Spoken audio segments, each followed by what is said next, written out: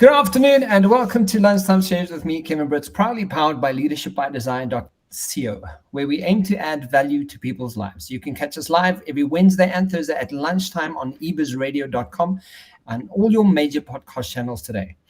If you're seeing this or listening to this, I want to challenge you to add value to someone's life today. We certainly need more people to add value to others and be kinder to one another. And with that said, in today's marketing and leadership segment, joining me as per usual, marketing and communications expert Craig Page-Lee. How are you doing, Craig?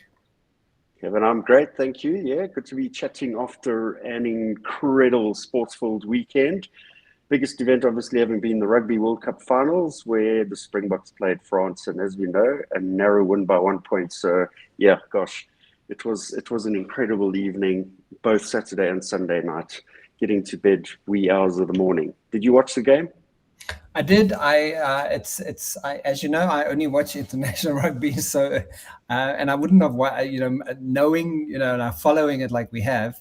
I wouldn't miss last night, and I had the hunch. I had like a feeling that we're going to kick some ass, and we really did. Like we kicked glorious ass. So well done to the Springboks. Yes. Craig, so I'm very excited to get started today. But before we do that, let's just recap. Last week, you mentioned that you'd see if you could secure 2 guests for us for today's conversation in today's topic we're covering. So don't you want to give us a bit of background on that and then kick it off for us? Yeah, Kevin, thanks. Thank you very much to Stephen and Kaz. I did manage to secure 2 guests to join us on the show today. We're going to get into the nuts and bolts of the conversation after our recap of last week's show. But what's really great is last week's show actually set quite a nice platform to dive into this incredible topic that we're going to be covering today. So firstly, welcome to Stephen Horn, who has been on the show before, and a very special warm welcome to Karssing-Dreyer, a new guest on our show today. Kaz, thank you, and welcome to the 2 of you, and thanks again for making the time to join us. But as we say, we just jump into a bit of a recap of last week's show before picking up on the topic of today. So let me dive straight into that. So team, last week we covered the report titled "The Climate Crisis is, in part, a communication crisis. Brands must walk the talk to galvanize consumers." So a really great opening section, which will segue into the chat we're going to have with Stephen and Kaz today. So the key highlight of the report is that consumers are relying on brands to create a clear, tangible, and compelling vision backed by substantive action to guide them towards more sustainable lifestyles. The report also explores how brands can help bridge these barriers and how advertisers can more effectively communicate their sustainability goals while also supporting brand growth. An important here is brands do need to grow. In addition to managing the physical impacts of advertising production, brands would benefit from focusing on 2 aspects of their messaging. For example, the first being authenticity and credibility. With heightened awareness and scrutiny of sustainability claims and sensitivity to greenwashing, brands must ensure both their communications teams and content creators they partner with are versed and confident in the validity of the claims they espouse. The second being broader target demographics. Brands automatically limit the potential impact of their messaging when they make assumptions about which demographics are more easily engaged on sustainable topics. By considering these more carefully and developing a marketing sustainable choice for all consumers, not just those thought to be most easily moved by sustainability claims, brands can ensure broader influence and impact. And only 3-4 other key points to remember, Kevin, is not all sustainability action is created equal, and brands really need to prioritize science-backed solutions. A change in behavior by individuals and households can lead to a 30% reduction in emissions. A change in manufacturing processes and technologies can lead to at least a 70% reduction in emissions. Why on earth would brands and business not be willing to make these changes to save the planet, Kevin? Those are the key reminder points from last week. Fantastic. I love that. Guys, if you want to go and get that, check out the conversation. It's on the YouTube channel and on all your major podcast channels today. So, and we are talking about a topic that isn't going away, which is so important. And I think I think Stephen was one of the first people who sort of really flung our brains into this conversation. And I was like, we had a few conversations about it, and I'm so glad that it's not a conversation going away. And I also think that the age groups that we often mention, Craig, in our age group, people are still, quite slapdash and kind of over it, and we're getting older. But I think with Stephen and Kaz, if you look at this age group coming into the movement of this conversation, I think that's what's exciting about it. It's not a conversation that people can take lightly, and it's not a conversation that's going away. So we may as well just start doing something, and doing something actively. And I'm so glad that Stephen's here to to share, because he's going to tell us all the stuff he's been busy doing. Welcome, Stephen and Kaz. Thank you. Thanks for having us. So, getting back to our guest, Craig, what are we going to be chatting about in today's conversation with our guests? Okay, Kevin, so definitely picking up on one of the hottest conversation topics in the communications industry at the moment. And the reason I say this is that Clean Creatives recently published what is titled the F List. And this names South African creative and PR companies who are working with fossil fuel companies or clients. And as one would expect, the industry is up in arms around the intent of the list. I think it really has got great content. As such, we have Stephen and Kaz on the show with us today to talk about the detail behind the F list, and to provide some insights into how we as a collective can actually force fossil fuel companies to stop the lies and work to make a real and meaningful positive impact on reducing climate change. So welcome, Kevin. Let's welcome Stephen and Kaz, and then we can just dive straight into the convo. Guys, welcome. Thank you. I've got my first question for you guys. Stephen, before we get into the details of the F list, can you give us a quick update on what has been happening with Clean Creatives in South Africa? As it's been some time since we had our last conversation. It's been a while since we've actually chatted on the show. Don't you want to just catch us up on that conversation? Sure, 100%. And thanks so much for having myself and Kaz. I'll leave Kaz to introduce herself as well and how she came to get involved in this awesome space. But it's a real honor to be sharing the platform with you guys and your listeners again. As you mentioned, we chatted early on in our journey, and it's been a long journey. It's been great to have Craig alongside for that journey. He's been kind of like peering in and offering some support as well from his experience in the industry. But indeed, we launched this campaign to encourage the South African ad industry to consider its impact, particularly in light of climate change and the role that advertising has on how we understand and perceive brands, and the very important role that creativity and PR can have in terms of the influence it has when we understand I think marketing people know better than anyone, really, what it is to have brand value, and how do we perceive a brand, how merely just having presence of a brand it heightens our awareness of it, and then we associate certain things with it. Simple example, we're all watching the Rugby World Cup. I love that we started this conversation with rugby. Well, some of the work that we've done in our recent report, Craig, that you mentioned, the F list, was to highlight the link between a very popular figure in South African sport, Siya Kolisi, our beloved rugby captain, and Total Energies, and he has the sponsorship relationship with them. We're encouraging him to look into it and to maybe move away from them, because Total Energies is being an irresponsible company by expanding fossil fuel production at a time when the International Energy Agency and other very important global bodies that are trying to rein in the climate crisis that's spiraling. And we've seen the extreme weather in South Africa lately. I think Kaz is sitting in level 6 weather, rain again right now in Durban. It just keeps coming, and it's going to keep coming, getting worse and worse and worse until we start bringing down that burning of oil, gas, and coal. So I think that's where we start to unpack those relationships. And the latest news from the campaign has been tremendous growth. As you said, Craig, the release of the report, the F list, has caused a stir in the industry. We know that many journos have gone knocking on agency doors saying, what is your comment around this report that this team has put together, which simply takes the available public information. These agencies had these clients listed on their website, this information comes from, you know, press releases in various industry publications. We won this account, this and that. And now I think South African agencies are going to start following the global trend of minimizing that publicity. So now we've heard that Shell's global media account was up for review for the first time in like ages and years. And none of the agencies would admit publicly that they were pitching on that. Eventually, Havas won it. And last week, Havas's London office was the target of a protest action. So this is the reality, right? And now let's start to see post F-List 2023, which named 41 local South African ad and PR companies working for fossil fuels, how many will start taking down those fossil fuel clients, right? Which makes it more challenging for us. But then at least it shows there's a step forward, as in we're understanding, should we be doing this work? And that's what we wanted the F-List to achieve. So there's been the F-List, there's been a few other things.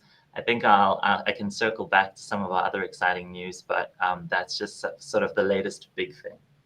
Yeah, awesome. Thanks so much for that update, Stephen. And yeah, really excited to see the sort of the washouts in the industry and where that conversation is going to go.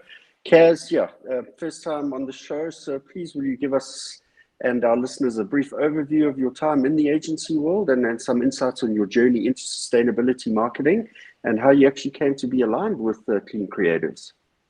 Great, thank you so much. I was working in advertising agencies for 8 years, and I at one point started to watch some perception-altering documentaries about climate change, and it made me think a lot about what I am doing in my 9 to 5 that is contributing to that climate change. I then started to feel kind of like, what am I doing this for? I'm getting a paycheck at the end of the month, but I'm feeling terrible about, you know, I'm using my creativity to compound this situation. And so I left and I started freelancing since. I've been doing that for 5 years now. And the beauty of that is that I can actually choose what kind of clients I want to work with and choose not to work with agencies and companies that work in fossil fuels and even in other industries that are perpetuating climate change. Fantastic.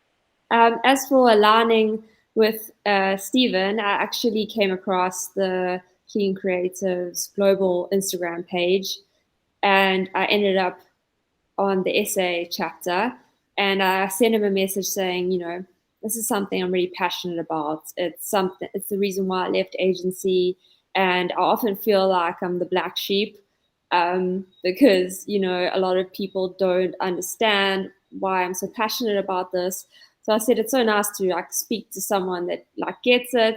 And I said, if there's anything I can do to help, you know, I do have, I'm a micro influencer, so I can leverage that voice. And he was like, great. And then he came across me on LinkedIn and he was like, oh, I see you're a social media marketer. How can we like take our strengths and work together? Fantastic. Fantastic. Guys, I have a problem. My laptop is just frozen. So Kevin, if you want to dive into the questions and continue the conversation, I'm going to try and quickly just reboot Word here. Okay. Yeah, absolutely. Cool. So, I mean, Craig, Stephen and Kaz, with all that information, so one of the things Craig points out to us is South Africa is among the world's top contributors to climate change.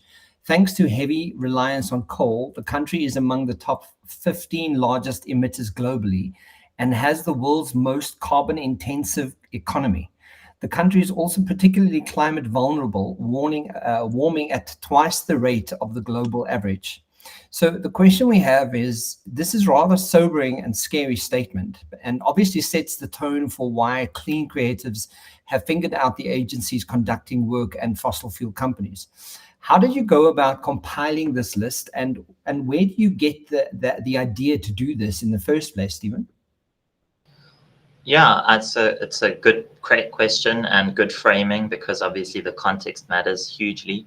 The precedent was set by, so Clean Creatives itself, just for viewers who didn't hear the last episode where I gave the intro to it last year, is a movement of media agencies. So that's your ad, PR companies, the creatives who work in them, and their clients who take a pledge on our website. Kaz is one of them who's done that with her agency. I think Kevin, you did too. So it's great to be among supporters here. And essentially the pledge is just a commitment to say, we won't take future work. We're not going to take new contracts with fossil fuel companies. We're going to avoid working with those companies because they've been such bad actors. And historically, they've lied and deceived the public about their role in driving climate change using advertising and PR. So we no longer want to be a tool of that, as Kaz has said, using our creativity to perpetuate climate harms. And so essentially the list it follows the global list that was released in September. The Clean Creatives movement is global in scope with over 800 agencies, or close to 800 agencies, I think, and nearly 2,000 creatives who've taken the Clean Creatives pledge. And so the F list is in its third iteration in the US, which does encompass a lot of contribution from another chapter, a team called Comms Declare in Australia. They send all the Aussie agencies. We sent all our South African agencies, built a big global list of nearly 300 agencies, which was released in September, got widespread coverage. I'm talking Ad Week, the Drum campaign, PR Week, Provoke Media. I think like so many people, all of the big outlets covered it. And then in South Africa, we released a local version of the report on the 4th of October with just the South African agencies we identified. And that was to coincide with sort of right when Lurie's the Lurie's Creative Week is kicking into full swing. And we know that it caused quite a stir, as Craig mentioned, and has, I think, become a discussion that is impossible to now, impossible to avoid in the agency space, because it's the reputation industry, right? So we go to Lurie's to win awards. We went to Lurie's with the F list and showed all the creatives there at the brunch event. Here's the agencies that are working with fossil fuels, and it was a young creatives brunch event that myself and my colleague went to with the list. Caused a bit of a stir, but we were there to say, this is what's happening. Your future is at stake. Many of the young creatives who were there, we had supported to attend because they're in advertising schools in Cape Town that had taken part in a special challenge that we ran this year. So it was great to start that conversation. And yeah. Yeah, so I didn't realize that the American agencies have had 3 iterations of the list already. That's fantastic. So that's good momentum that you're picking up on. It's obviously well validated. But then referring back to the fact that they've had 3 consecutive years, has there been any positive change in those agencies' behavior? The fact that, in year 1, there's always going to be the sort of awareness building, and in year 2 people are going to make different decisions on working with clients, and hopefully by year 3 actually extract themselves out of some of those relationships. Have the USA has Clean Creatives USA seen a positive impact on the list on their side? Yes, I believe so. I believe that it really, like every time the list gets published, the number of agency signers just starts shooting through the roof. And we actually noticed that several agencies, when we did our list, whether it was at the iteration phase where we started drafting the report, we did a lot of research, and then we contacted all the agencies on the list. There's maybe 1 or 2 that we saw quite late in the day that we didn't have time to contact, but we pretty much tried to contact all of them months ago to give them a right of reply and say, is this information accurate? Are you still working with these clients? If you've moved on, please let us know. Sign the Clean Creatives Pledge to show that you're not going to work with fossil fuel clients anymore. And actually, a few of them got back to us and said, we've moved on, we've taken your pledge, which is phenomenal. So that's South Africa I'm talking about. And then now that happened again recently with an agency, which I should put on the record because they've taken this move as well and got back to us and said, we actually are on your current list of having fairly recent contracts, the Nimble PR company. They're in the 2023 list, and their CEO got back to me and said, we haven't worked with those companies in 3 to 4 years, and we've just taken your pledge to no longer do so. So that's how change happens. And we can often say, oh, it's small, and there'll always be another agency to pick up on the work. But at the end of the day, this is how change happens. And one person at a time, it just keeps building and building. And I'm very happy to say that the US team, the Clean Creators campaign has just picked up Allison PR, right? So one of the world's biggest PR companies, more than 1,000 employees, over 50 territories. And that's a recent signature to the Clean Creators Pledge. We're currently in discussion with a very big PR company who we can't say too much about yet, but this is a company with a local presence. So yeah, very exciting times. Fantastic. I just, Kaz, I want to ask, around the reaction that you've seen with having people on this F list. What are some of the reactions that you've seen with what agencies are doing? And I mean, is it visible change that they've actually started doing besides just signing up the pledge and pledging to something, or are they actually like getting rid of clients? Are you seeing some visible change, or is it very subtle? I think that Stephen would be the best person to comment on this, but I definitely think that it is more on the subtle side. I think that when it comes to things like this, clients who have Shell as a client, that's their bread and butter, and so they aren't going to change overnight. But I hope with enough pressure, they can see that there's opportunity to change. I mean, I've worked in agency for 8 years with various different agencies, one that had over 150 staff. We had no big oil contracts. It can be done. You don't need to have that. And there are these amazing climate tech companies that are making millions, and they could replace those fossil fuel companies. Yeah. It just reminded me, Kaz, that I got a message just a few minutes ago from someone looking for a climate tech company looking for an agency. So this is the other thing that keeps happening, guys. It's not only a story about don't work with these clients. It's a story about what does the future creative ecosystem look like. And I almost need to hire a full-time person just to keep making these links. So we're currently looking at building a directory. It's very exciting. And the business opportunities, right, that are being built around this new economy, people who understand the rapid transition needed and are ready to seize the opportunities. Craig, and I think, this has got nothing to do with any of the questions, right? But this is the point of the show that, my intention when we started was how do we add value? How do we add value to people's lives? And having Stephen, having you on the show a year ago, it was almost like, I think you just started Clean Creatives, right? Yeah. Brand new kind of concept. And now you've got to this point where you're impacting global brands, you're impacting global decision makers. And from one person's sort of, initiative and want to be able to add value to people and get people's awareness built around how many people are supporting fossil fuels indirectly. And by making this, having this voice and having this channel, you've done so much already. So I'm so happy that you're doing so well. This is fantastic.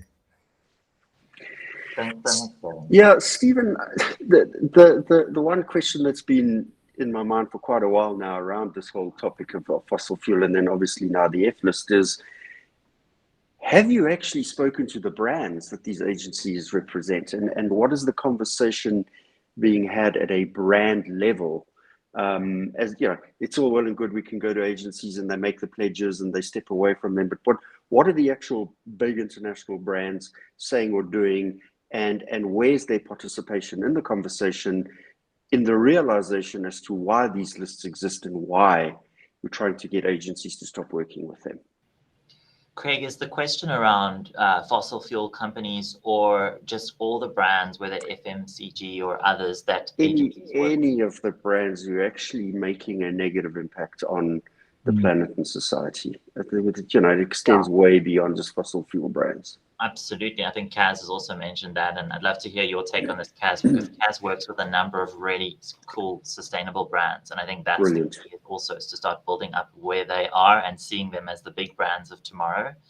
as we become increasingly climate and environmentally conscious. Every single small company today of that is actually thinking and prioritizing this way of thinking will be the ones of the future. Yeah. I give an example of an incredible local startup in Cape Town called New Form Foods. It's, I think, been renamed from Zansi Meat Co. The startup CEO there, Brett Thompson, is an absolute visionary. And just to throw some love to another podcast, he was recently on the Work Life Matters podcast with Sivan Gessi. I encourage you guys to check that out too, where they did a tasting of meat that's been cultured in a lab, right? It's real meat, but no animals are killed from it. It's and they're doing it here in South Africa, and it's world class, and it's scalable, and they're getting there. So what those brands of the future are the ones that we expect will also rally behind clean creatives. We've got some local companies in Cape Town that have taken the pledge, right? So a food retailer in Cape Town has just stepped on board and taken the Clean Creatives Pledge as a client. They will only work with agencies now that do not do work with fossil fuel companies. So can we keep building that on the brand side? And those are the kinds of things we're excited in scaling. But now to kind of almost jump ahead to the kind of established corporate South African brands that are there now, it's a very important conversation. It's something I keep pushing into the press, right? The business press. Every time I do an interview with Business Day or Financial Mail, whatever, I say, where is the leadership? Where Yes. Values is something you talk about a lot, Kevin. I think values was what we spoke about the most on the last time I was on the show. So we need corporate leadership to understand this crisis for what it is and start saying we have to align ourselves to this transition. And we cannot do that while continuing to engage and work closely with fossil fuel companies that are expanding and not reining in, because that doesn't then send a signal to those corporate leaders that we disapprove of what they're doing. So we kind of have to start wrestling with that. And Alan Gray and others that on the Fossil Free South Africa side, the divestment campaign work that gets done alongside the same organization where I run Clean Creatives, they got over 100 clients of Alan Gray's to sign a letter saying, we want a fossil-free fund. We want to be able to invest our retirement money Brilliant. not in fossil fuels, because we won't have a future to enjoy it if we're investing in that expansion.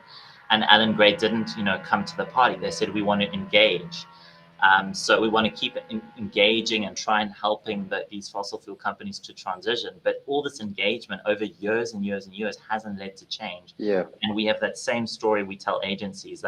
Do you have the agency as an agency to change the core business model of Shell when they've been doing this for years and have just planned to kind of scale down renewables and increase production again this year? Do you really, or is it time to move on? So I know Kaz is also interested in the Alan Gray thing, if you want to add anything there. Kaz. Yeah, please, Kaz. Yeah, definitely in terms of your sustainability work there, because this, exactly as you and I have both said, is way beyond just fossil fuel. Yeah, so I actually attended a 5-day climate challenge contest or challenge on LinkedIn from the CEO. His name's Dan Sherrod-Smith, and he's based in the UK. And he used to work for big banks in the UK, and then him and his partner decided that they were going to start their own agency, or rather consultation agency, where they help people who want to invest for their retirement or whatever it might be, to find green funds that they can actually invest in. And they also help provide you with information on the funds that you are investing in, to let you know how much you're actually investing in fossil fuels by investing with Alan Gray, this fund or that fund. I'd love to see that kind of thing done in South Africa, where we can actually see what we're investing in. Yes, okay, we want to see return on investment, we want profitability on our investments, but do we really want to be funding, the end of our planet? It's just not a long-term goal. I mean, you can't spend that retirement money. It's a dark thing to say, but you can't spend that from the grave, So we need to see change in these areas. Steve and I were actually talking today about Nedbank and greenbacks and how they make you seem like what they're doing is helping the planet, but when you actually see what they're investing in, it's quite shocking. Craig, I think you've got one of your next questions is about how this impacts. Yeah, exactly that. So, yeah, the point to both of you again is what is the net impact on the creative and communications industry if every single agency on the F list actually just stopped down tools tomorrow and walked away from those paying clients? There surely going to be a lot of job losses and a big negative impact on the industry with agencies going out of business. So how do you transition this conversation to ensure that agencies have sufficient time to bolster themselves with different clients, new clients, and that they can extract themselves out of it? Because the best way to make change happen is just we all take a step forward and say no more. But we can't afford to do that as an industry. That's a really good question, and I do think that agencies need to be given time in order to do that, but not like a lot of these big corporations where they're saying, oh, we'll do it by 2050, and we're saying we don't have till 2050 for you to make those changes. So those, in my mind, those agencies that are working with fossil fuel companies, they need to stop pitching to climate tech companies, renewable energy companies, so that they have that backup, so they can pull that client on and then say, sorry to Shell or whomever, we can't work with you anymore. We've picked up a new client in the sustainable space. Job loss is, of course, it matters. We do care about people at the end of the day. Yeah, absolutely. Do you understand that? I think another sort of tack to the question is there are obviously specialist agencies in the country who facilitate pitches and do the shortlisting of agencies for clients. Where are you in talking to some of those businesses to ensure that they themselves are not representing the fossil fuel or detrimental brands in pitch processes and things like that? That's a really great question, Craig. We actually do want to undertake conversations with those folks. We know that there's only about sort of 10, I think, of the at most of the linkages, and it's such a great leverage point. And I think when it comes to climate change, anything that is like a small leverage but that can make a massive impact is like the way that we're going to solve it.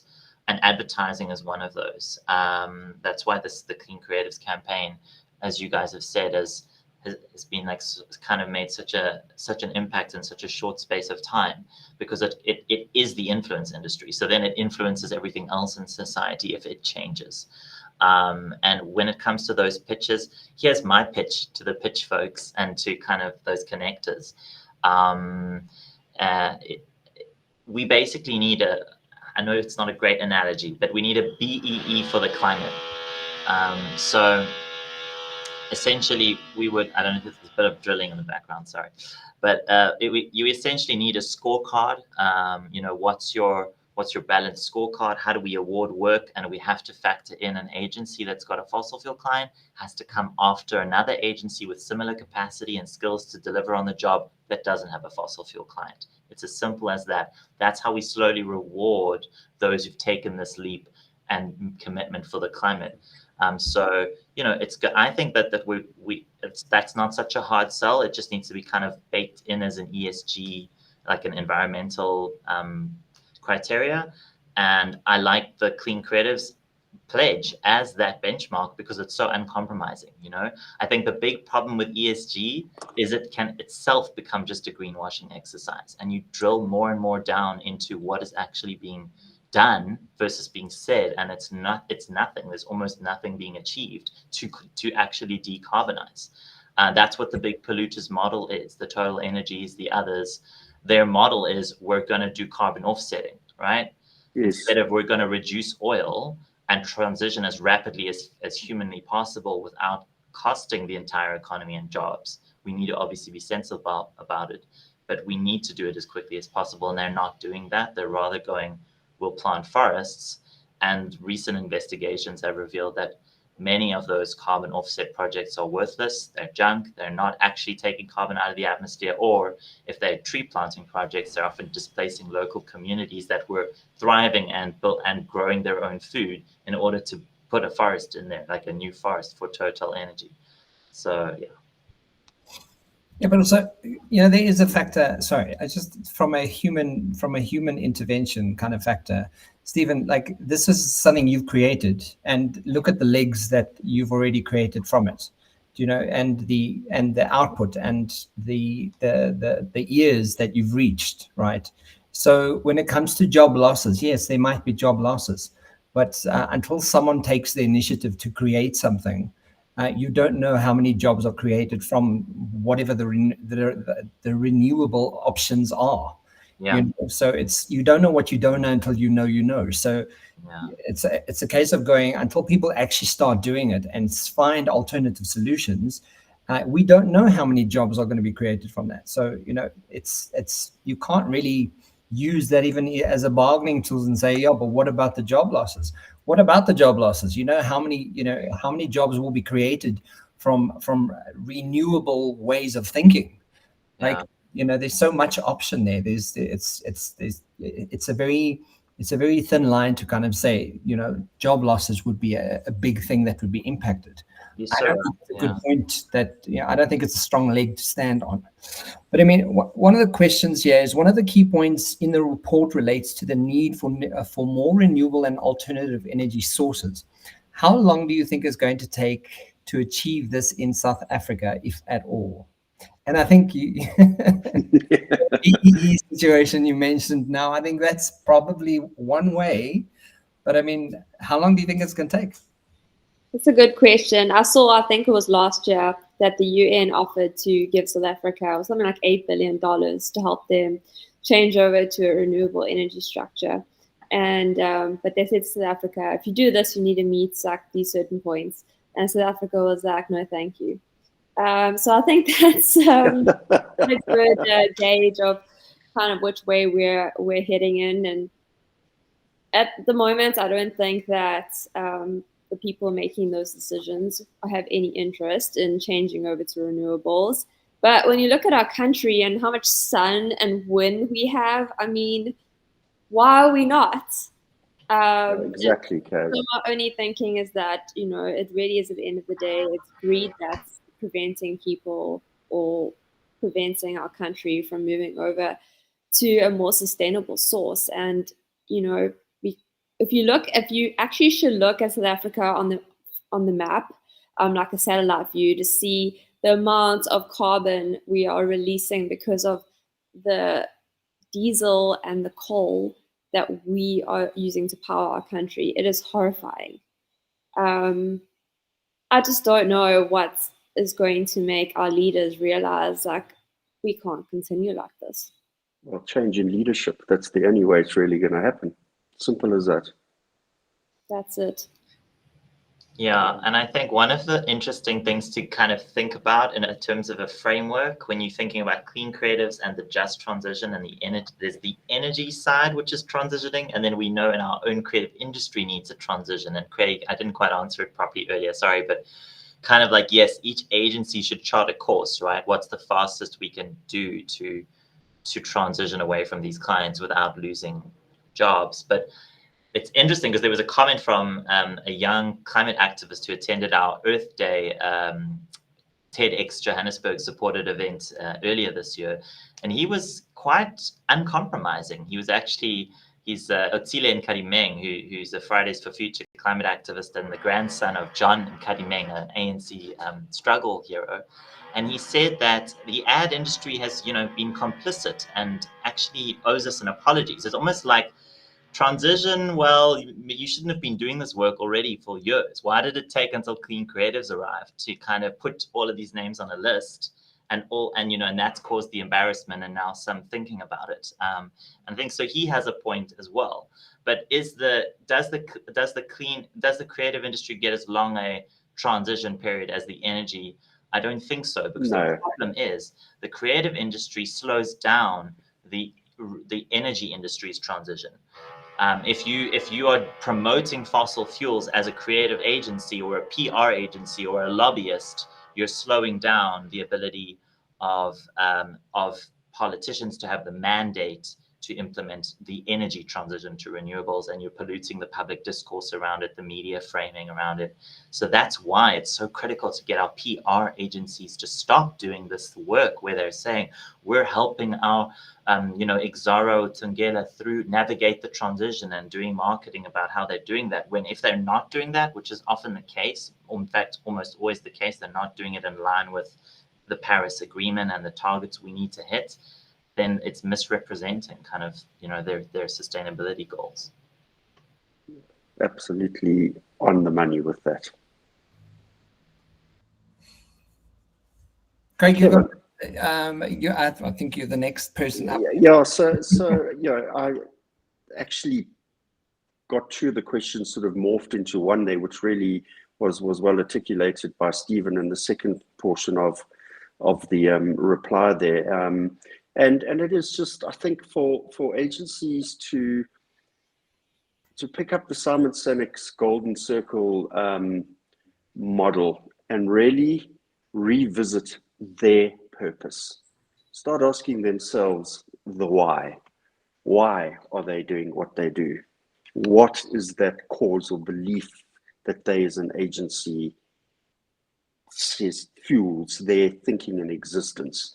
And when they really go through that journey of asking themselves and establishing their why and their how and their what, I think they'll very, very clearly see they're either on the right side or the wrong side of this conversation. And if they're on the wrong side of this conversation, well, yes, they've been called out. If they're on the right side of this conversation, they can put their hand up, they can take the pledge, and they can be part of the journey of moving forward to hopefully try and fix whatever we can of this broken planet. Stephen, can we are we allowed to get the list of the F list? Are we allowed to know who the agencies are? It's actually in the document that I shared with you in the PDF, Kevin. If you go to the end of it, yes, it makes for fantastic reading. If you want to see the list, we will have the list in a link below in the description box, so you could go see who's on the F list. Craig, so I mean, as we wrap up today's show, what are some of the key takeaways from today's conversation? Yeah, a few. I think the highlight one for me is just get all agency heads to really do some introspection, bit of mirror and navel gazing, go through the Simon Sinek process, ask themselves the why. It's not about making money, it's about standing for a cause and supporting something that's right for the planet. Doesn't mean that you can't make money. Definitely that. I really like the concept of the scorecard you mentioned, Stephen. Get all of the agencies ranked on a scorecard relative to clients that they have worked with, are currently working with, a scorecard that looks at sustainability across the entire ecosystem of sustainability and eliminates the bad brands from agency opportunity rosters, I should say. That's the word I'm looking for. And then just, for agencies to really understand that there are great alternate sustainable energy brands out there. There's a whole new segments of economy being created out of these brands, and it's start focusing on prioritizing your campaigning and messaging to gain the interest of those other big brands, and that you can just substitute out from the big fossil fuel brands or the other brands that are really depleting this planet, and just get everybody in the agency world to stand together and understand that we can make a collective positive difference. For me, that's a critical thing. Fantastic. Stephen and Kaz, I'm going to ask, do you guys have any last sentiments that you would want people to know and just to share with our listeners today? I had one, which was, for example, there's certain agencies that have won big oil clients or have them at the moment, and they call themselves B Corp. I'd like to know, at what point do they lose that status if they're doing that? The first thing in the B Corp declaration is, we must be the change we seek in the world. And I just want to leave you with that. That is profound. I love it. It's the audacity to actually affiliate yourself as a B Corp when you're in that space. It's just absolute nonsense. Fantastic. Stephen? Very good point. And that's something that the Clean Creatives Global team has been putting a lot of pressure, or at least in trying to engage B Corp on. And I think Havas has B Corp status in one shell, and now there's a lot of conversation happening in that space. I would say, just to kind of add to what you were saying, Craig, there's a really positive message here. There's opportunity, right? We know that actually it's been pointed out by the scientists and others, this is the IPC climate scientists, that advertising and marketing holds the solution as well to climate change, because it's a communication crisis, right? So let's turn it around and let's go, okay, how do we work with positive, sustainable brands and build that business and get the message out there to consumers, to citizens, to people of the grand scale changes that we need to face as a society. We're going to need more collective action than ever before, right? And so we need to kind of try and break through individual consumer mindsets and build more collective action. Brilliant. Fantastic. And just a quote from Barack Obama, and I think he said it well when he said, the shift to a cleaner energy economy won't happen overnight, and it will require tough choices along the way. But the debate is settled. Climate change is a fact. And guys, so if you want to find out more about Clean Creatives and what Clean Creatives is doing, please check out in the description boxes below. We will have all the information there, and the F list will be in the so you can go and check out who's on the F list. And yeah, if sign up, guys. Sign up if you are an agency, if you are any kind of consultancy, and you are working with large agencies. This is a brilliant initiative to be part of. So, and thank you, Stephen and Kaz, for joining us to share more about it. And when you've got more information, come back and tell us more. Fantastic. Yeah. Kaz, Stephen, thank you so much. It's great to have the conversation with you guys. Love the work you're doing. Thanks for having us. Thank you, everyone. Pleasure. Kevin, thanks a lot, guys. Ciao, ciao.